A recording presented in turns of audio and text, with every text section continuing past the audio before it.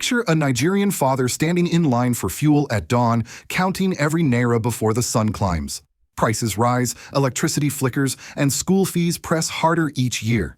Now, hold that image and place beside it a single number that landed like a thunderclap across the country: $5 million US.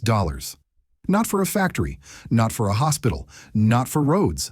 $5 million to pay secondary school fees for a handful of children abroad. That number did not come from a rumor mill. It came from the mouth of Aliko Dangote, a man who knows wealth markets and balance sheets. And yet Dangote said something that stopped the nation cold. Even he could not justify paying $5 million for his own children's secondary education. His children, he said, attended school at home, in Nigeria, like millions of other families. So the question changed instantly. This was no longer about envy or success. It became a question of source. When a public regulator paid by taxpayers can allegedly spend $5 million on schooling in Switzerland, the issue isn't luxury, it's accountability. Dangote's words cut deeper because of who he is and who he is not. He is not an opposition politician. He is not campaigning for office. He is a taxpayer who built a $20 billion refinery meant to keep fuel dollars at home, strengthen the currency, and give ordinary Nigerians a fighting chance. And yet he watched approvals for fuel imports continue, approvals that make no economic sense when domestic capacity already exists. This is where the story turns. Because when a billionaire stands up and says, "I pay tax, and I have the right to ask where my money goes," he is speaking for every market trader, every retiree, every worker living on a fixed income. So here's the question that frames everything you're about to hear. If $5 million can disappear into school fees, what else is disappearing and who is protecting the system that allows it? If you believe taxpayers deserve answers, not silence, please share this video and subscribe if you think accountability matters more than excuses. The controversy did not begin with politics. It began with arithmetic. A senior public regulator in Nigeria's oil sector, an office funded by taxpayers, was accused of spending $5 million on secondary school education for his children in Switzerland. The education in question covered roughly 6 years. The number of children mentioned ranged from 4 to 5. Even at the lowest estimate, the math simply does not add up for a civil servant in Nigeria. That is the core event. Everything else flows from it. When Aliko Dangote spoke publicly about this figure, he was not speculating. He was measuring it against reality, against salaries, against lifetime earnings, against what is possible within a public service career. His statement was striking not because it came from a critic, but because it came from a man who understands large numbers intimately. And yet Dangote said plainly that he himself could not justify or afford such a payment for his own children's secondary education. This is where the story hardened into a national issue. In Nigeria, a senior civil servant's income is known. Even when allowances, benefits, and years of service are added together, the total does not approach $5 million, not over a lifetime, and certainly not for a single expense like school fees. The implication, therefore, is unavoidable. If the payment happened, the money came from outside legitimate earnings. The gravity of that implication becomes even clearer when placed beside the regulator's role. This official sits at the center of Nigeria's oil and fuel approval system. He has influence over who imports petroleum, when imports are approved, and under what conditions. These decisions directly affect fuel prices, foreign exchange reserves, and the daily cost of living for ordinary Nigerians. At the same time this alleged spending occurred, Nigeria was entering a new phase in its energy story. The Dangote refinery, a $20 billion private investment, had begun operations. Its capacity was so large that it could meet domestic fuel demand and still export. In economic terms, this should have reduced imports, preserved scarce dollars, and stabilized the national currency. But imports continued. Tankers still arrived. Approvals were still granted. And each approval represented money flowing out of the country, money that could have stayed inside the Nigerian economy. This contradiction is what made Dangote's accusation explosive. It suggested not just personal enrichment, but systemic sabotage, a regulatory environment that rewards imports over domestic production. The alleged $5 million school fee thus became a symbol. It stood for more than education abroad. It stood for a lifestyle sustained by decisions made in quiet offices, decisions invisible to the public but devastating in their cumulative effect. Dangote sharpened the point by personal comparison. His own children, he said, attended school in Nigeria. This was not a sentimental claim. It was a moral contrast. If the wealthiest industrialist in the country did not see the need or the justification to send children abroad at such cost, what justified a public regulator doing so? The question was no longer rhetorical. It demanded answers, and yet no explanation came. No breakdown of income, no declaration of assets, no credible account of how such a sum could be earned legally. Instead, silence settled in, heavy, deliberate, and familiar to Nigerians who have watched similar stories fade away before. This first phase of the story ends right there with a number that cannot be explained, a role that carries enormous power, and a system that continues as if nothing happened. What follows next? Resistance, denial, and institutional silence pushes the narrative from outrage into confrontation. The story reached its breaking point not with a denial, but with silence. After the allegation of a $5 million school fee spread across Nigeria, many expected a swift institutional response. At minimum, there should have been questions, requests for clarification, a demand for proof of income. But instead, the country heard a familiar refrain from Economic and Financial Crimes Commission: no investigation could begin because no formal petition had been received. For millions of Nigerians, that explanation landed like an insult. This was not an anonymous rumor. The accusation came from Aliko Dangote, one of the most scrutinized figures in Africa, speaking openly and attaching his name to the claim. Dangote did not whisper. He did not hide behind proxies. He spoke publicly, repeatedly, and consistently. And yet the country's premier anti-corruption agency responded as if it had heard nothing at all. That institutional quiet marked the true climax of the story, because what followed made the silence impossible to ignore. Dangote's comments were not limited to a single forum. He reiterated the claim in international interviews, including with foreign media, adding a detail that sharpened the accusation. He said he knew the regulator's family background and knew that the official's father was not a businessman. In other words, there was no generational wealth to explain the money, no inheritance, no private enterprise, just a public salary and a number that refused to make sense. At this point, the narrative shifted from allegation to confrontation. Dangote was effectively saying, "I have done my homework." He was signaling that this was not conjecture, but the result of private verification. In Nigeria's political culture, that kind of statement carries weight. It also carries risk. You do not accuse a sitting regulator at that level unless you are prepared for the consequences. Instead of engaging the substance, the response turned defensive. The regulator had previously accused Dangote's refinery of producing substandard fuel, an allegation Dangote's supporters argue was designed to protect importers who benefit from continued fuel shipments. In this reading, the attack on product quality was not about safety. It was about preserving a system that profits from imports. That is where the stakes became unmistakable. Nigeria's fuel imports represent billions of dollars every year. Each approval creates room for commissions, kickbacks, and opaque transactions. A functioning domestic refinery threatens that entire ecosystem. If local production replaces imports, the pipeline of easy money dries up. For those embedded in that system, reform is not an inconvenience, it is an existential threat. The public reaction reflected this understanding. Across markets, workplaces, and social spaces, Nigerians began asking the same question.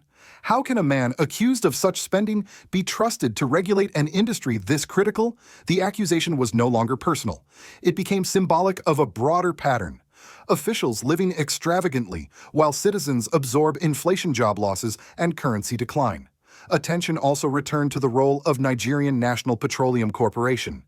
Past revelations resurfaced, including reports that the corporation spent 30 billion naira on entertainment in a single year.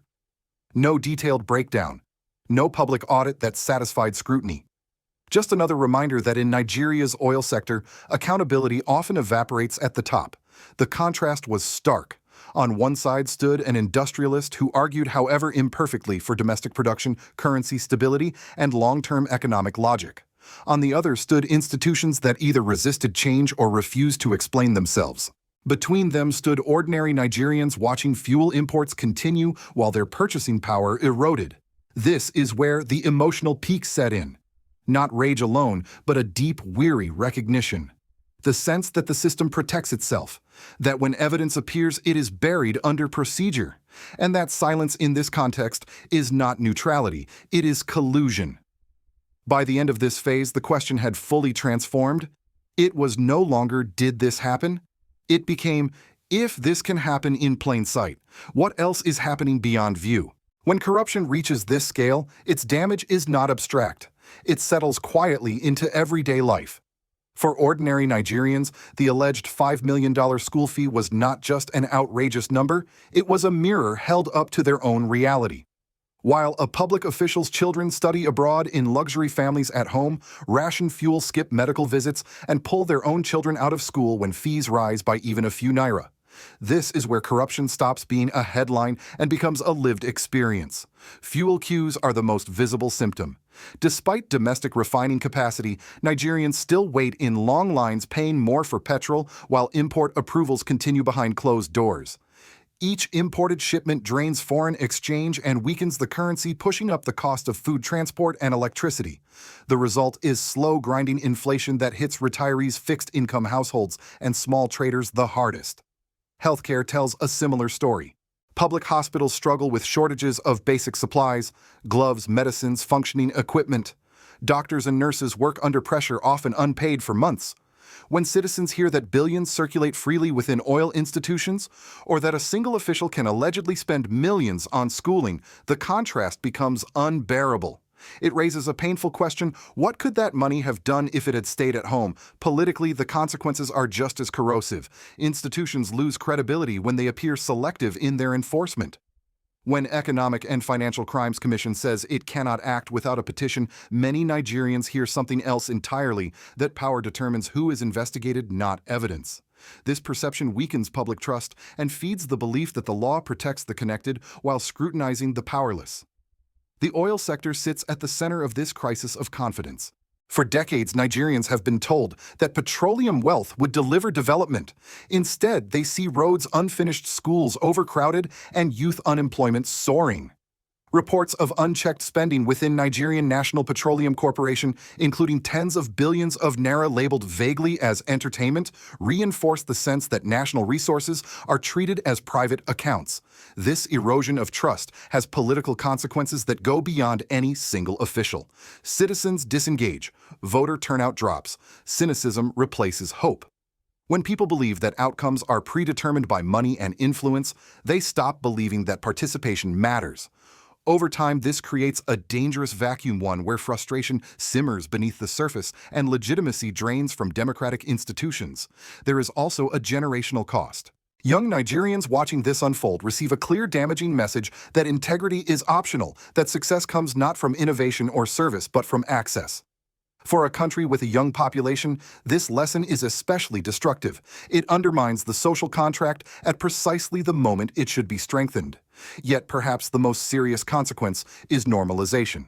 When allegations this serious are met with silence, they begin to feel ordinary. Another scandal. Another headline. Another story that fades without resolution. This normalization is the final victory of corruption, not when it steals money, but when it steals outrage. By this stage of the story, the issue is no longer about whether one official can explain a school fee. It is about whether the system can still explain itself to the people it claims to serve. Without transparency, without accountability, governance becomes performance rather than responsibility. And that is the quiet danger facing Nigeria today, not just lost funds, but a population slowly learning to expect nothing better. From an American vantage point, the Nigerian scandal sounds familiar, almost uncomfortably so. In the United States, taxpayers argue constantly about waste oversight and whether public officials live by the same rules as everyone else.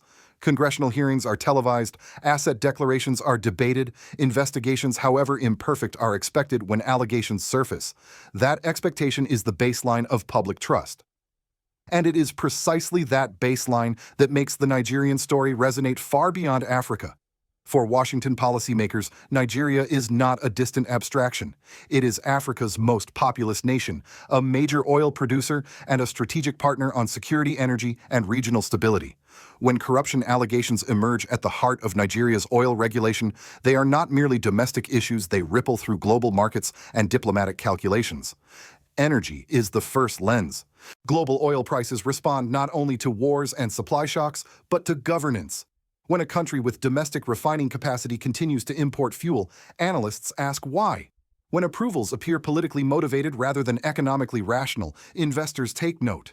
Uncertainty discourages long-term planning. Capital becomes cautious. And the cost of that caution is paid by ordinary citizens, not by those insulated at the top. From a U.S. taxpayer's perspective, there is another uncomfortable layer. American aid, security, cooperation, and development financing often flow to countries under the assumption that institutions are moving however slowly toward transparency. When anti-corruption agencies appear inert, it complicates those relationships. It raises questions in Congress. It fuels skepticism among voters who already ask why foreign assistance continues when accountability appears absent. International financial institutions watch closely as well. Organizations like the International Monetary Fund and the World Bank routinely emphasize fiscal discipline, subsidy reform, and tax compliance. Nigeria has followed many of those prescriptions, removing fuel subsidies, tightening taxes, and asking citizens to shoulder more of the burden. But the moral contract underpinning those reforms is simple: shared sacrifice requires shared accountability. When citizens are told to pay more while elites appear untouched, that contract breaks. For older Americans, many of whom lived through tax revolts, inflationary shocks, and debates over government overreach, this dynamic is immediately recognizable. Trust is fragile. Once broken, it is difficult to restore, and no amount of technical reform can substitute for moral credibility. Globally, the case also feeds into a broader narrative about governance in resource-rich countries. For decades, analysts spoke of a resource curse, arguing that oil wealth corrodes institutions. Nigeria has long tried to escape that label. The success or failure of domestic refining, transparent regulation, and credible oversight will determine whether it finally does. That is why Aliko Dangote's intervention matters beyond Nigeria. His stance reframes the debate from ideology to principle. He is not arguing against markets. He is arguing for rules. He is not rejecting taxation. He is insisting that taxation demands explanation. From a global perspective, that insistence is not radical. It is foundational. As this story reaches international audiences, it poses a quiet but urgent question to policymakers. Everywhere can reforms succeed without trust. History suggests they cannot. And that is why what happens next in Nigeria will be watched far beyond its borders, not as spectacle, but as a test of whether accountability still has a place in modern governance. In the end, this story is not really about one man, one official, or even one scandal. It is about a line that societies cross, sometimes quietly, when questions stop being answered and power stops explaining itself. The allegation of $5 million spent on secondary school fees forced Nigerians to confront a deeper truth. When numbers grow too large to explain, silence becomes a decision. And when institutions choose silence, they choose sides. Not with the people who pay taxes, but with systems that protect themselves. What makes this moment different is who spoke up. Aliko Dangote did not speak as a victim. He did not speak as an opposition figure. He spoke as a taxpayer, one who has paid billions, invested billions more, and still believes that public money must answer to the public. That matters, because when even the most powerful private citizen says, "I want to know where my money is going," the rest of society gains permission to ask the same question. For Nigerians, the warning is stark. A new tax regime is approaching. Citizens are being asked to contribute more, record more, declare more. That demand can only be justified if those who manage public resources are held to the same standard or a higher one. Without accountability at the top, taxation at the bottom becomes exploitation. For Americans watching from afar, the lesson is familiar. Democracies do not collapse only through coups or chaos. They erode through exemptions when some people live above scrutiny while others live under pressure. Many in the United States remember moments when trust in institutions faltered, when hearings were demanded, when transparency became non-negotiable. Those moments were painful but necessary. The Nigerian case shows what happens when that corrective moment is delayed. If this issue is ignored, it will not disappear. It will re-emerge as higher fuel prices, weaker currency, deeper cynicism, and a generation that learns the wrong lessons about success and service. Corruption's greatest victory is not theft, it is normalization. And so the final question is simple but unavoidable. If a public official can never explain $5 million, what confidence should the public have in the system that shields him? This is where citizens everywhere must decide what they are willing to accept. If you believe taxpayers deserve answers, please share this story. If you believe silence is not neutrality, leave your thoughts in the comments. And subscribe if you think accountability matters more than headlines. Because without it, no reform, no tax law, and no institution can truly serve the people. The future does not depend on wealth. It depends on whether questions are still allowed and whether answers are still required.